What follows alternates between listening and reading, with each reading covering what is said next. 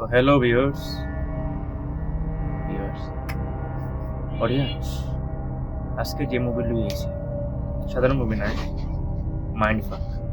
আগে থেকে বললাম, যার মাথার কিলু আছে সে মুভি বুঝবো, আর বাকিরা।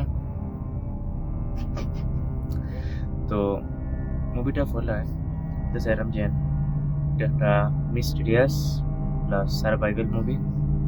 মুভিটা এমনই, মুভিটা বুঝতে মাথার কিলু না থাকে। তো মুভি স্টোরিটা একটু হই স্পয়লার ছাড়া। একটা বোন যে প্রেগনেন্ট আর তার ভাই তারা কারেও একটু ঘুরাত গেছে। ঘুরাত বলতে গেলে টাউনের বাইরে গেছে।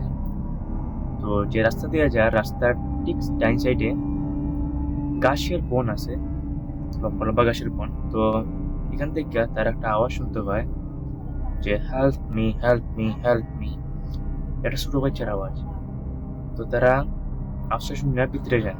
ভিতরে যাওয়ার বাদে আর বাইরে আওয়াজ এইসবটা নিয়ে এসে গাছটা, কিন্তু এখানে টুইস্ট আছে।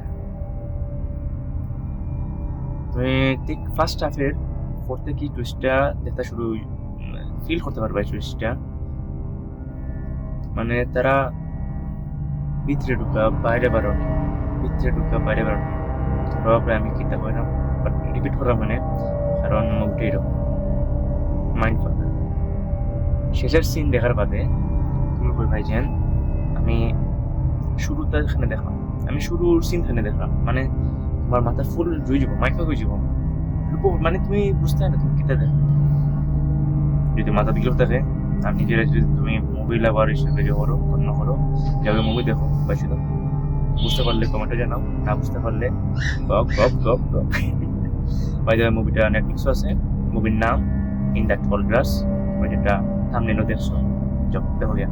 যদি নেটফ্লিক্স নাই তো ছোটামুখি পদ্ধতিতে বলো মুভি দেখো, মুভি শুধু। ঠিক আছে, টাটা।